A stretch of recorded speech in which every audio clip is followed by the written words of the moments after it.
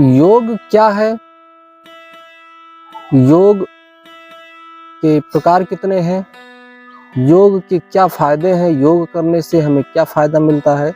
आज इन सभी विषयों पर चर्चा करेंगे। तो आप सभी का स्वागत है हमारे YouTube channel natural health care में। और जैसा कि आज हम चर्चा करने वाले हैं योग के बारे में।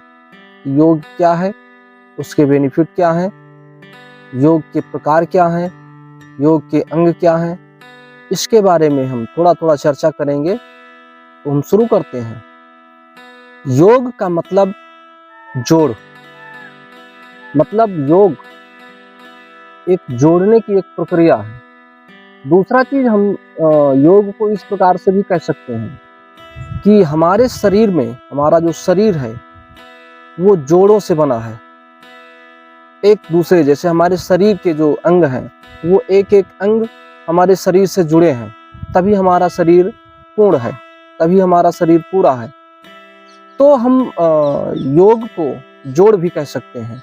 अब जो हम योग में जो व्यायाम करते हैं वो क्या होता है? व्यायाम हमारे शरीर के जो जोड़ हैं उसकी जो क्रियाएं करते हैं, उसका जो संचालन करते हैं, उसी को योग कहते हैं।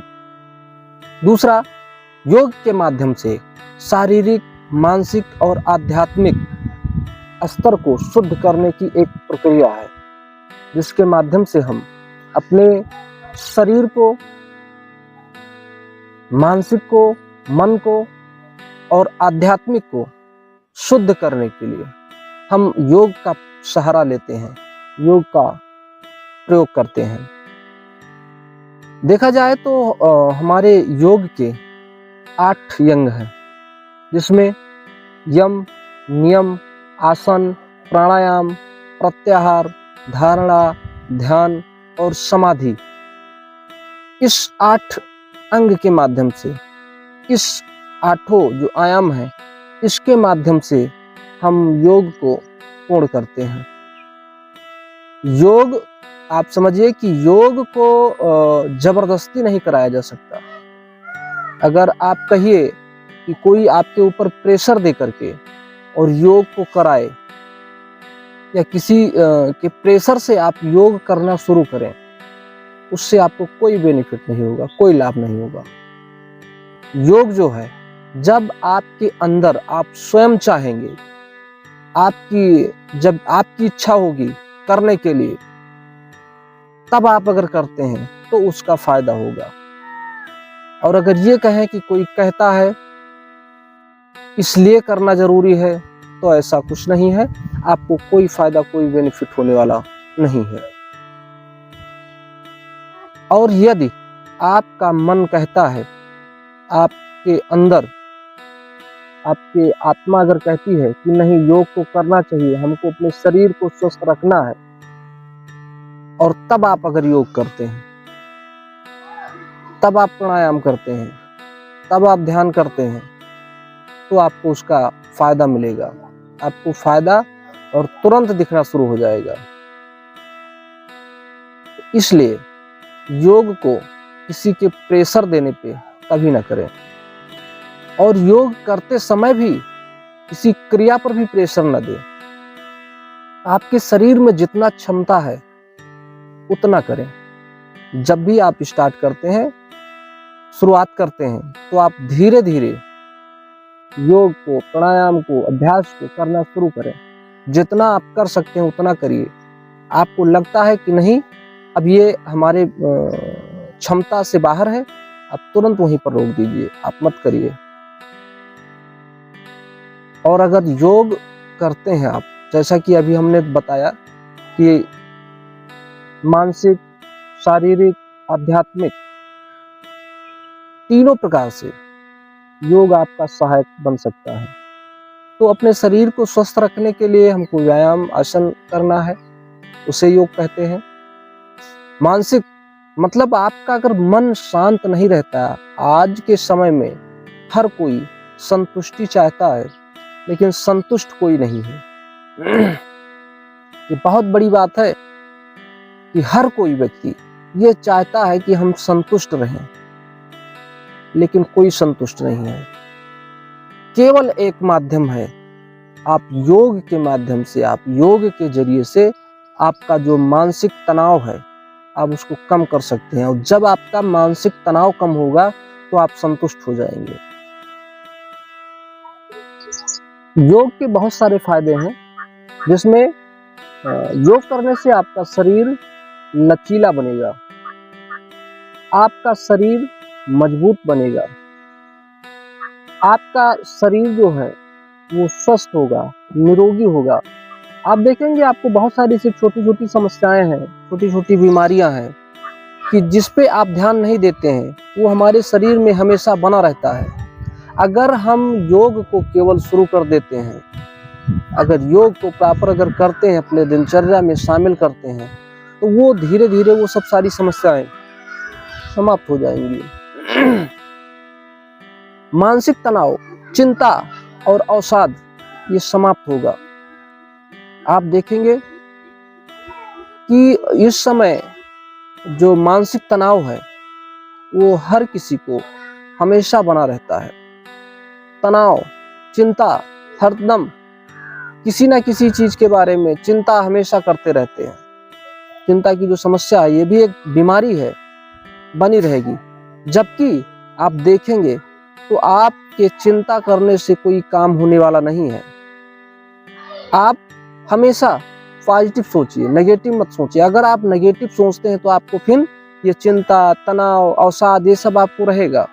लेकिन अगर आप उसी जगह पर आप पॉजिटिव अगर सोचेंगे, सकारात्मक अगर सोच रखेंगे, तो आपको ये सब दूर रखेगा। अब आप समझिए कि अगर आप योग करते हैं, प्राणायाम करते हैं, ध्यान करते हैं, तो जिसमें आपको चिंता, तनाव, इससे आपको मुक्ति मिलेगी।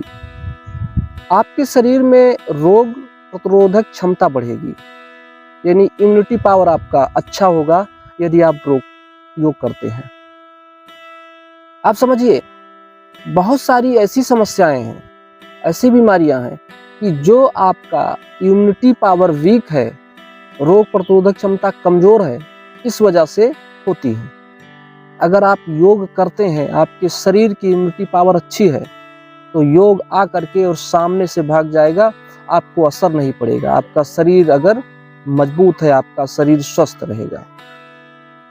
तो इसलिए योग को करने से ये फायदा है कि हमारा जो शरीर है, उस शरीर का जो रोग प्रतिरोधक क्षमता है, रोग को आने से रोकने की जो, लड़ने की जो क्षमता है, वो अच्छा रहता है। नींद में सुधार लाता है। आप समझिए नींद एक मामूली चीज नहीं है। आप देखेंगे कि इंसान को 11 दिन तक अगर ना सोए तो वो समाप्त हो सकता है। यानी 11 दिन तक बिना सोए जिंदा जीवित रह सकता है, लेकिन अगर इससे ज्यादा हुआ तो फिर दिक्कत। आप देखेंगे बहुत से ऐसे लोग हैं कि जो कहते हैं कि हमको नींद ही नहीं आती है। तो नींद आना भी हमारे स्वास्थ्य के लिए बहुत ही लाभदायक है, बहुत जरूरी है। अगर आपको नींद नहीं आती है तो भी एक ये बीमारी है। और यदि आप योग, प्राणायाम, ध्यान को अगर करते हैं तो आपको नींद आने में अच्छा रहेगा, आपका वो सहयोगी बनेगा।